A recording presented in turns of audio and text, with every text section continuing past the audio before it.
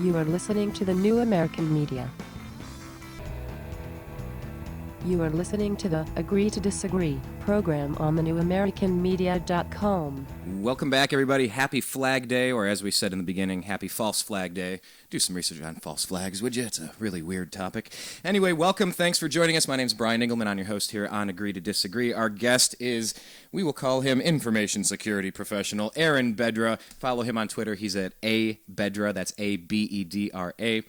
Aaron, we kind of got into a little bit of what was going on with the NSA story about all of the massive data mining and metadata and all the what I consider to be clear-cut Fourth Amendment violations and all the nuances we just can't get to in 30 minutes. But I would love to have you back on the program at some point in the future. I would like for you to be one of my go-to gurus when it comes to this type of stuff, because we need someone. Yeah, I don't think this story is going away anytime soon. But where we left off in the last segment, Aaron, was some real solutions, some things that people can do to protect themselves in this information age. You know, just like I said earlier, you put the lock on the bike so you can keep the honest people honest. You know, you just don't want to make it any easier, and there's probably a few simple things we can do. So I'm all ears. I'm really considering myself at this point. I am a student, and I am taking notes, and I'm going to be asking questions, and I surely intend on implementing some of these things that you're going to tell us. So I don't know where you want to start, and I'm all ears, Aaron. Sure. I mean, I think one of the most important things to remember, and I've had conversations with people who have asked me about PRISM and who came out outraged and who, you know, it's more like jumping the gun kind of thing or flying off the handle, and honestly, one of my suggestions was then find a different place to live, find a different country to live in if you're that outraged. And you'd be surprised that every single person said, well, I'm not going to leave, right? I wouldn't go that far, right? So I think you have to remember, obviously you're not that upset about it, right? There's a tolerance you have. So if you're willing to put up with that, it's about protecting personal freedom, right? And you can get people together, you can vote, you can try to change things, right? But the ultimate reality is that takes time, and there are things you can do right now to protect your personal freedoms, and that starts a lot with encryption, but also anonymity and being able to become semi-private. Now, none of this is a fail-safe solution. A lot of this involves the ability to make mistakes in how you use this stuff, but also you still leave a different kind of footprint, right? Whatever you do, you're going to leave a footprint. It may not be as traceable as going out and just doing it like you normally would every day, but realize that you leave a different kind of signature behind. And sometimes that anomaly is actually more interesting than your day-to-day life. So take it in moderation. Try not to fall off the grid. But a couple things you can do. I think one of the first things is about internet users in general, right? There is a program called Tor, T-O-R, that helps provide anonymity on the internet, right? The basic purpose or the basic goal of this is to connect up through the Tor relays, and the information or the internet browsing you're doing is going to come from somewhere else, right? A different place, not from you, but from somewhere else. And so the idea is to be able to bounce information off of lots of different computers across the world to provide that anonymity while you're browsing. Now it bounces it because I'm going to play something, and Aaron, if you've never heard this, you got to check it out. It's called Juice Media, Rap News 15, Big Brother is Watching, and they talk about Tor, they talk about the NSA Spy Center they're building in Utah, they talk about, it's just an amazing 6-minute song, and we're going to play it at the end of this show, but they talk about Tor. Oh, cool. Yeah, please check it out, and we'll post it after the fact. Everyone, go support these guys. They do great work. But anyway, so it bounces around different networks to make it anonymous, but here's my thing. I'm wondering if it bounces it to, let's just say it goes out, hang on, let me say, if there's a bunch of dots on a plain white wall, dot. So say you just start connecting the dots, point 1, 2, 3, 4, 5, 6, you just bounce around to different dots. Can't you just track them back and figure out where it went? How does it become anonymous? At what point does it become untraceable and untrackable?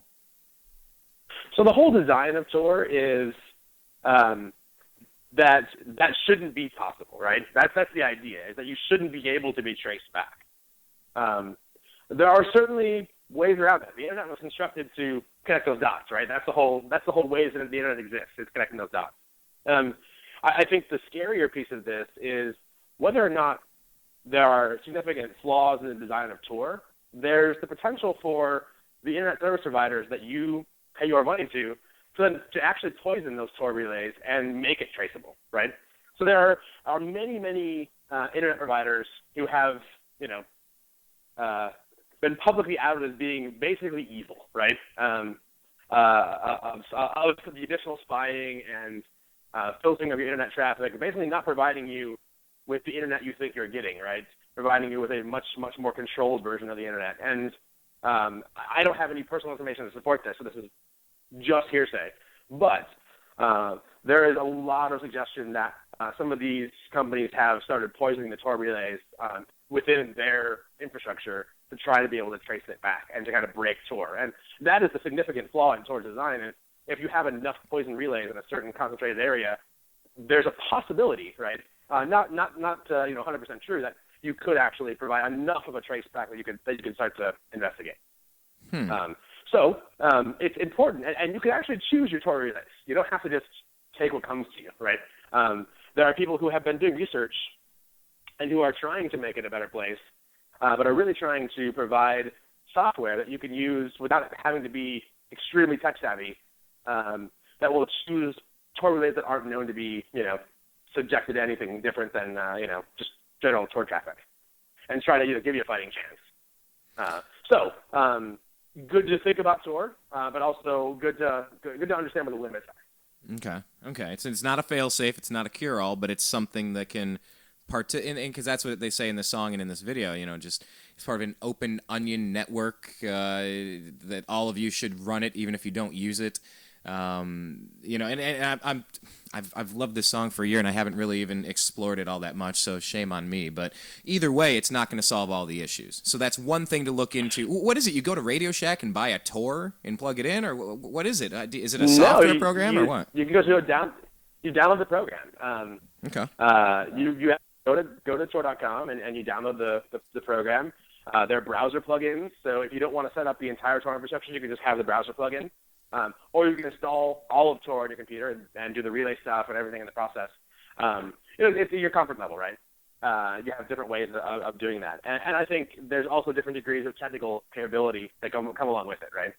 Okay. The average consumption of Tor is not too difficult. Running all the way down the stack becomes, you need a little bit more about technology, how it works, how the internet works, that kind of thing to protect yourself, right, as well as, consume it the right way. So. Okay, so Tor is something, tor.com, go check that out. What else do we have? What else can we do?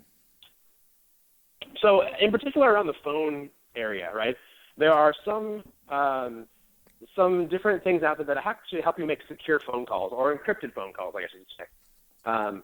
There are things like Red Phone, which allow you to basically make encrypted calls. All right, so they provide a service where you can call other people and talk to them, and they don't have the encryption keys established ahead of time. They provide simply a pass-through, and that helps keep your conversation safe, right?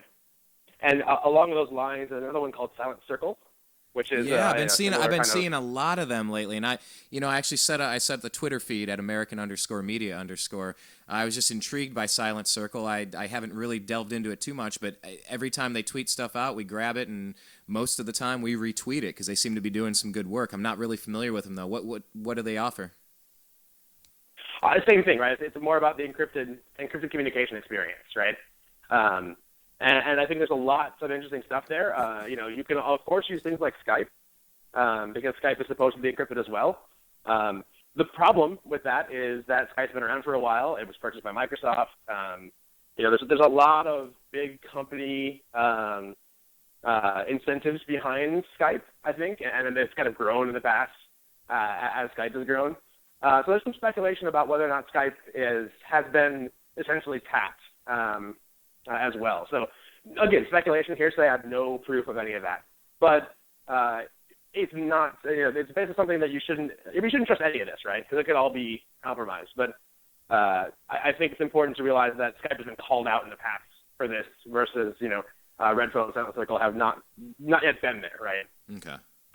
But just like any other communication, it's always that there's somebody coming in the middle, right? That whole man in the middle idea, and getting involved and breaking the chain of communication such that things are tapped and compromised. And it's scary, right? There are definitely, legislative things, government entities that can say stop, and you can fight them, right?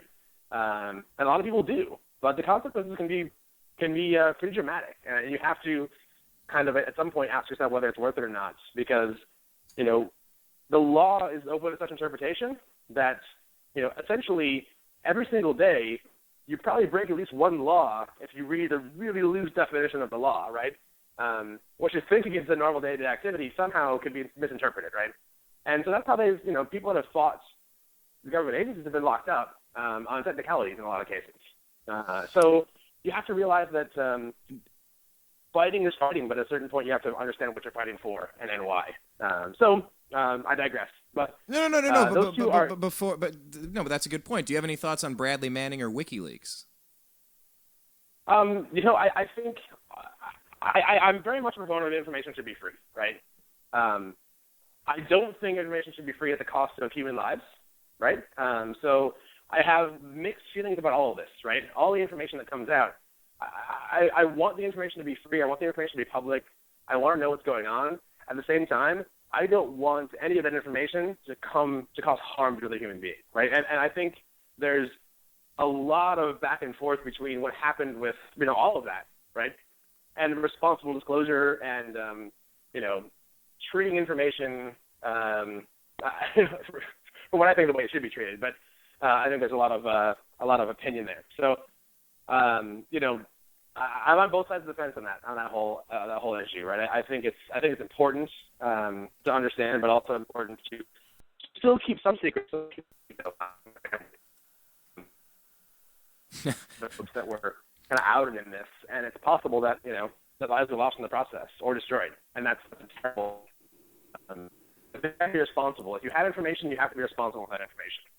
Aaron, I find it funny because as you're saying these things, your digital signal is becoming garbled, and it's funny. Oh no! No. It's hilarious because I've had so many guests on. What was one of them? John B. Wells, host of Coast to Coast AM, when he was talking about hosting Alex Jones' program and this and that, and we started getting into some interesting topics, and the phone line cut out. It's like that's when I like to say, "Hi NSA, I'm glad you're listening in on the call." No, I just found it really funny that it was all getting garbled. Can you recap for us that last part of what you were saying, because it was not coming through? Oh, I'm sorry. So it was more about being responsible with the information you have, right? If you do come across information and you want to liberate it, I'm very much a proponent of information should be free, but not at the cost of human lives. So you have to remember that the information you're disclosing could destroy a person's lives and their families, and that's a terrible thing to do. So it's a double-edged sword, and you have to be very careful with the power you get by gaining access to that information. No, I'll agree on that. If there truly are war crimes that are being covered up and they need to be exposed, that's okay. Well, that's kind of the point of journalism, is to kind of get at the truth, and the truth sets you free. And then on the other side, if you're releasing information that actually emboldens an enemy that can kill, my cousins or my neighbors or my friends or my family that are cousin would be family, obviously, but people I know that are serving in the military, if it could compromise their security and lead to deaths, I obviously don't want that either. So I'm not exactly sure where I stand with Bradley Manning. I get what he's going for, but like Snowden, the story isn't out yet, but I think every American deserves to know that they're being spied on. I'm totally supportive of getting that information out there, although, like I said, it was absolutely no surprise to me. Let me get back to these phones real quick, because you said red phone, silent circle. Is it like you go to a red phone store or a silent circle store? Or is this an app that you download, or is it a different service? Yeah, they're services set up for, and in some cases apps you install. And it provides the encryption underpinning to make sure that this is safe, basically. And, there are other things I've even experimented with in the past as well, and that's, personal apps, right? It actually, even if you're not a professional programmer, you can still make software for these phones and without a ton of effort, right? You don't have to be an expert programmer to make software for the phones. I wouldn't know how to. I would have no idea, Aaron, how to do that. And honestly, there are a lot of books out that actually teach you the basics. And if you read just a little bit and you can educate yourself enough, you can actually make your own apps, right, that provide your own encryption. There's this really cool thing, the whole NFC thing that's come out where you touch your phones together and you exchange information. What does NFC stand for? What does that stand for? NFC? I'm sorry? NFC? I don't even remember what it stands for. Oh, okay, fair enough. Sorry. Makes two of us. Isn't that terrible? I should know these things. But the idea is you pass the information back and forth. You see the commercial where the guy's going away and the kids touch phones. Yeah, let me get your playlist. Let me get your playlist. Yeah. Yeah. So what if you wrote a program that when you touch phones, it shared a set of encryption keys, and now you can communicate with the other person privately? Right. Same idea, right? It's near field communication. Near field communication. That's what it is. That's right. I should be shamed somehow publicly for not knowing that. It's all right. I'm using Start Page instead of Google because it's a more private browsing, and I did a quick search, so I'm not smarter. I just did some research. Go ahead. But yeah, so I mean, you can even go that far if you want to go there, and it requires a mild to moderate understanding of cryptography and a small understanding of programming, and it sounds daunting, but I promise you, it's not as daunting as you think it is. And so like you said, when people start doing anomalous activities, that actually starts to throw the red flags into more of a focus on the microscope or the magnifying glass. So as people are creeped out by being spied on all day, they might start making software, start using their information and their technology differently, which in turn is going to make them a bigger target. It feels like there's nothing you can do that's right at this point. It just seems like whatever happens, it's creeping. Something is creeping and putting tentacles around, and it's getting ready to squeeze. I don't know. Maybe I'm the only one feeling it, but I don't think I am. I hate to be the bearer of bad news, but you're not too far off, right? I mean, for those that want to. Oh God, you just said that, didn't you? You just. for those that want to that want to engage in that kind of activity, they can, right? Yeah. I think anybody who says that something is secure is lying, right? There are backdoors that are unpublished for thousands and thousands of different types of pieces of software, and they're for sale on the black market, right? They're for sale to the highest bidder, and they're essentially weapons at this point, right? You use them to break in and steal information, and it's tough, right? I don't want to spread the whole FUD about digital safety or digital security, but it is tough, right? You have to kind of weigh the risks of what you know and what you don't know, and also what you don't know you don't know. Of course. But, if you don't have anything to hide, right, and like I said, it comes back to the conversation of personal freedom versus having nothing to hide. And but if you choose to accept that this is a kind of an inevitability or reality that we're facing at this point, it's about personal protection, right? And so I talked about the phone a little bit, but there's also, we use IM a lot, right? I'm sure you use chat, Google Chat or AIM or Yahoo or any of these chat services, right? Yeah. They have something called OTR, off the record. A lot of them support this, which basically is another piece of encryption. You share encryption keys and you communicate securely through the medium. So another way to protect yourself if you're chatting is to use the off-the-record capabilities of any of these chat clients. Google Chat, in particular, I know supports it because I use it quite frequently. Or Google Talk, I guess I should say. But that's one of the probably the bigger one that I use day to day. So if you ever see the off-the-record, or if you're a Mac user and you use the program called Adium, there's a little lock. If you just push the lock, that initiates the OTR chat for you. So what's that called on a Mac? It's called Adium, ADIUM. Okay. It's just a chat client, generic kind of for all the chat networks. Gotcha. And I'm pretty sure that you can initiate the OTR chat right from within the Google Google Apps page as well. So, man, let me ask you this, because this is one of the questions I had, and we're starting to run out of time here. But is it? Because I've pondered whether it's smart policy for me to have my money in a bank that's linked up to a digital account. Is there such a thing as a bank that isn't linked digitally? Is there a place where you can go that's like, I don't want to have this connected online so it's not vulnerable to show up as zeros one day? Because to me, I've had this thing in my head, this little, China back and forth and, wanting to get paid their trillions back and this and that. And, I just one day everybody wakes up everybody's money has been digitized down to zeros, and they just say, hey, we're fine, we're paid off, we're cool. And then sparks your world war, but nobody can pay bills in the meantime, because it feels very vulnerable to me, to a bad guy or girl that wants to do something. Is there a better way to bank? Since you do work in credit cards and, loosely affiliated there, is there a better way to bank, or is it all completely vulnerable? What do you recommend in banking in general? Well, let's go back to a more real situation, which is it came up recently, right? It's not the fact that it might all go down to zeros, because the likelihood of that happening is very low, because everybody understands the impact of that. If you drain the economy of a country, there's only one action. There's only one response to that, right? And that is war, right?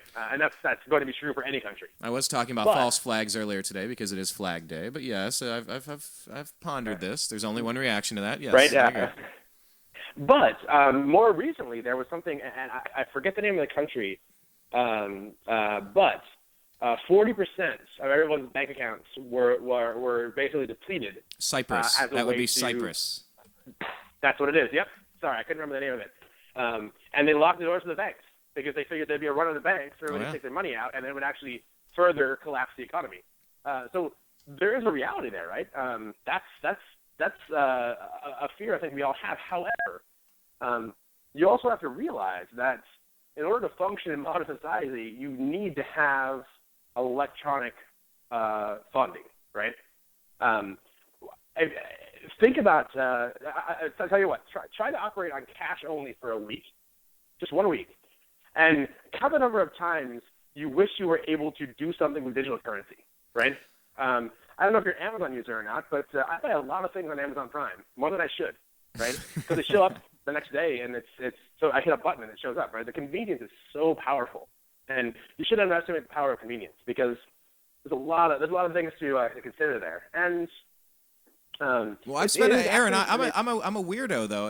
I am a bit of a guy. I went and I actually did build off the grid self-sustainable homes in New Mexico for 6 weeks, and I went off the grid. These things, they power themselves. You catch the rainwater. You're growing your own food in them, all that stuff. And I am a guy that likes cash. I've always been a server or a bartender up until the past several years, whatever. But I would always just squirrel it away, and I never liked cards, and I still don't actually. Yeah. And I try to have a couple bucks on hand so I can handle a couple of things and plan out so it's not all going onto a card. Like, I am that weirdo, but I don't think I'm weird. I know I might not be in the majority, but for me, I think credit cards are a dangerous drug, and I don't want to really play around with it any more than heroin. I agree. I agree. And so for me, it's not about credit cards, right? I think the credit industry just kind of destroys a lot of lives, and I'm not a fan of the credit industry in general. But the whole debit card, electronic funding, I think is super important. I think that's when you have a bank account and you have the convenience or the power to spend your money in different ways, right, through long distances to buy or purchase something. I think there's a lot of power there, and I think it provides a lot of stability for economies, right? If you become a cash-based economy, a lot of interesting things happen, right? A lot of things go away, right? A lot of the principles that our economy and many other economies are built on are, backed by banks, controlled by banks. It's scary, right? It's not the position we want to be in, but it's the truth. So we have to kind of consider both angles there, where if we always took a run to the bank, took our money out, there's not enough money to go around, right? The economy really actually collapses in the process. Well, I think what we're looking at though is, we saw it in 2008 with the housing crash, and then whether it was Operation Twist or quantitative easing or all these things that the Federal Reserve's doing. I mean, different statistics say somewhere between 92 and 98% of the purchasing power of the United States Federal Reserve paper fiat currency note has been devalued since 1913 when Woodrow Wilson enacted the Federal Reserve Act. And that's that's why Bitcoin or gold or silver or something not digitizable or copyable, Xeroxable, however we want to phrase it, not as easily manipulated. I think people are starting sure. to see a scam in this whole currency thing and saying, how can I opt out into a different system? Because it seems like, just like in the Roman soldiers they would shave a little bit off of each coin, and then they'd melt those down into new coins. And so by the time they were done, they turned into really tiny little fake coins, and because everybody was trying to cheat the whole system. That's just kind of what it feels like with the dollars right now. So, I mean, it's like, it is a complex issue. It just kind of seems like there's a segment of the population, myself included, that just kind of smells a rat with the whole currency thing in general, saying, you know, I think it's not that gasoline and groceries are getting more expensive. It's that the inflation of the currency is making my dollar worth less, and eventually it will be worthless if you keep printing trillions of them with no thought to the future. And it just... I don't know. I just went on my rant. I'll shut up now. You respond. Yeah, that's okay. I think it's different from the banks, though, right? I mean, it's difficult to keep your money in somewhere else in the bank, right? To go off the grid. True. Yeah. However, I think there are more legitimate, interesting things about metadata and the footprints that you leave when you use your debit card or credit card to make purchases, and that's it's private industry spying on you more than government, right? Think about your insurance companies and the power for them to access your credit card stream, right? If you eat a lot of burger joints, and your insurance rate could go up because your insurance company found your credit card stream, and you paid for it all on your credit card, what would you think about that? It's already happening. I know. And guess what? With Obamacare, hey, you know what? It's here. It is the complete hybridization. It's the blending of corporations and government. It's called fascism. And fascism isn't about Nazi flags and stupid mustaches. It's about the blend of corporate and politics to the point where the corporations control the public policy so that they can keep keeping their massive profits and such and such. Yeah, but and that is, I will never argue that, right? I think that's a terrible thing that happened. And it's been here for a while. It's not just, go ahead. There's a lot of legitimate, known concerns with doing these kind of things, even beyond the things that we've learned out recently, or we're still trying to figure out. Right? There's much more real, more visceral, more tangible things happening already, right, with the information, and people haven't been outraged about that yet, right? So it's taking it back down a notch and realizing that you could be upset at your government, but you should be more upset about some of the other things that are happening that we already know are true, right? With zero doubt. And that's a tough pill to swallow, just as much as the rest of it is, right? They're violating your rights just as much as other things as well. So, well, Aaron, I'll tell you what, we're just about out of time here, and first off and last off, I just want to thank you again for joining us. And seriously, I kind of want you to be our phone a friend for some tech issues. Whether it's a full show or just a quick hit on a segment. I mean, if you're down, we'd love to have you be one of our tech gurus if you're game. Yeah, I'd be happy to. And that's fantastic, Aaron. And seriously, for everybody out there, I mean, Aaron was he was always a good friend of ours musically, because we were always playing in the same college town, and then when we joined bands and stuff. I mean, you didn't play. Do you remember how long you jammed with us? I know it was like that transitional phase in between. We'll just say one singer and then the next singer, but.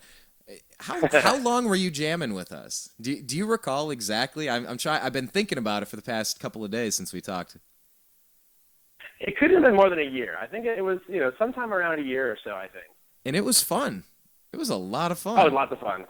Lots of fun, yes. Absolutely, man.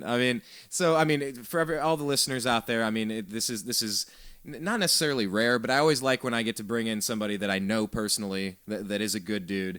And obviously you've listened to him. He knows his stuff, and we definitely want to bring you back again. So I would say this one more time. The Twitter feed is A Bedra. That's ABEDRA. Go ahead, follow him over there. I'm sure you tweet out a ton of interesting stuff. I've been scrolling, finding a few things. But I'll leave you the last word before I play you this Juice Media Rap News. And by the way, after your last word, and when I play the song, I'll leave your mic hot. We'll just kind of commence the show there. That's kind of just the weird technical glitch we have over here. But I want you to, I want you to check out the song if you have a couple of seconds to listen to this, because it really sums up the 1984 thing. And we can talk about it off air. But I'll give you the floor to wrap things up, and then I'll cue the music, Aaron. Cool. So final words from you. Final thoughts on all this stuff. Yeah. So, protect yourself, right? Be educated. Arm yourself with knowledge, and the rest will follow. Well, I like it. I mean, so you've led us the breadcrumb trail of Tor, T-O-R. We got Red Phone. We got Silent Circle.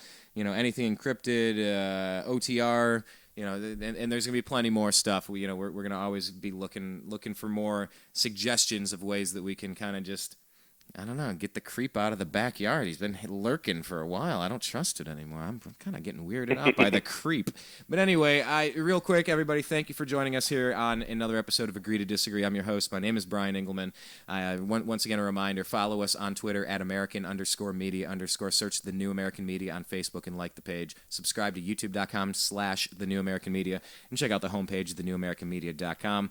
We'll be back. I think we're going to have a special episode maybe tomorrow. Actually, Zach was calling on the other line, our NBA scout. He wants to talk some, obviously NBA Finals, then the draft is coming up, and maybe some Chris Paul, CP3, and Dwight Howard playing together, maybe in Atlanta. I don't know, some rumors.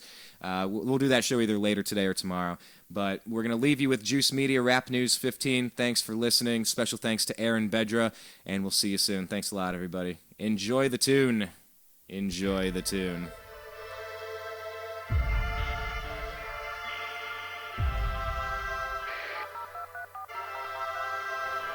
Welcome back, netizens, to this newest edition in Juice Media series of rap news journalism with me, Robert Foster. This evening we're actively delving in depth to facts which affect all of us who dwell on this internet, and we've got to give a special welcome to all the ladies and agents from the NSA, ACO, MI5. Glad you're listening in, because today's show is all about surveillance and how it's spreading from the streets into our modems. As we speak, laws are being tacitly written in to implement ways of controlling the expanse of this internet, to keep us safe, we're told. But from whom? And will this place ever be the same if these plans go through? To find out, we connect with our first guest to comment on the matter. We're live at the Panopticon with General Baxter. General? Son? Good to have you back again with us. Explain why the state is spying on us. My fellow Oceanians, as you know, we've always been at war with Eurasia. Or is it East Asia? Either way, it's war and we need division to wage it. But now the proles are connecting online, bypassing these illusory divisions of race, religion, and nationality. Sounds grand to me. It's a catastrophe. Centuries of hard work are being undone, profits are vanishing, and it's due to the internet. It's empowering humanity. We need to get this snafu under control rapidly. How? Behold the latest weapon in the war of terror. Our greatest invention since 9/11. Guaranteed to keep us free and safe forever. I give you the surveillance state, ladies and generals.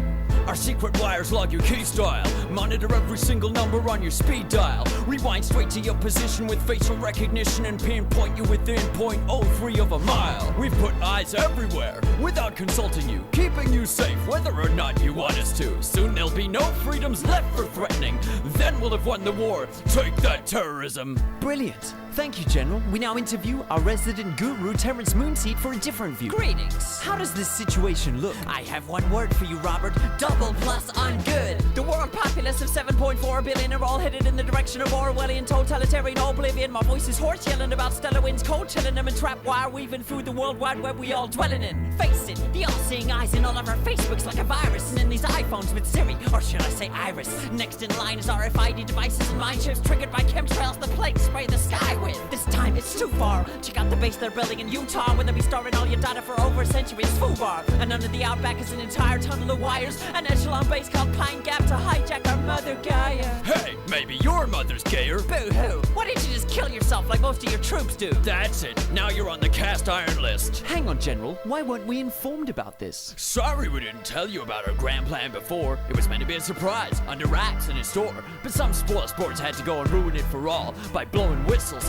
in spite of the damn law. Bill, Benny, and Thomas Drake are trailblazers for leaking these tactics. Hey, civil liberty activists, this is all legal. Anything we do now actually is. How did... You can't question my authority thanks to this. And that shit's global, people. In Australia, it's now legal for the government to store all SMSs, searches, and emails. Australians, it's taking place under your nose. Unless you wake up, all your data are belong to ACO. Come on, everyone knows you can trust the government now. If you've got nothing to hide, you've got nothing to worry about. That might be the case with things that are happening now, because most people agree with most of the laws that are being handed down. But once the Illuminati reveal their agenda for you, this surveillance will enforce laws you no longer consent to. But by then it'll be too late to protest too, and anything you've ever said, typed, or browsed can or will be used against you. I'm confused. So what should we do then? What should we do? Nothing. This is all an illusion. It's just a ride, a delusion, the Matrix, the Maya deceiving us. You hippies really make our job so much easier. Sorry to interrupt, but we're picking up a signal from beyond the space-time continuum. Quick, switch on the juice channeling portal.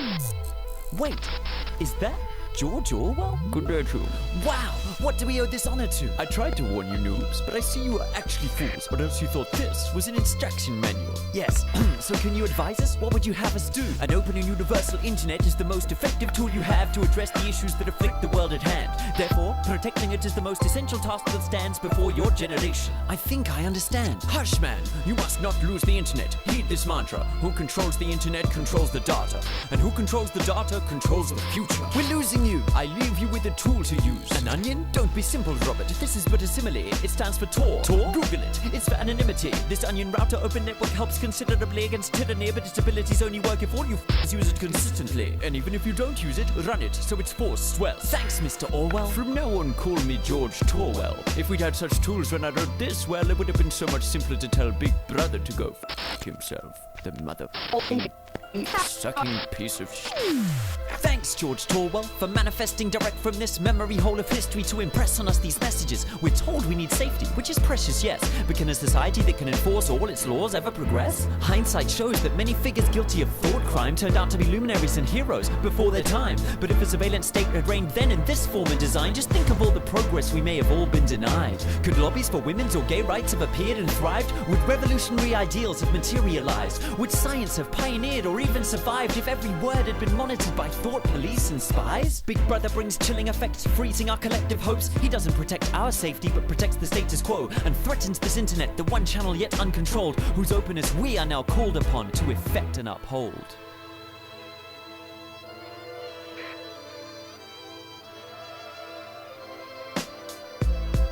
That was Juice Media Rap News 15. For special guest Aaron Bedra, my name's Brian Engelman. I'm out. Talk to you later.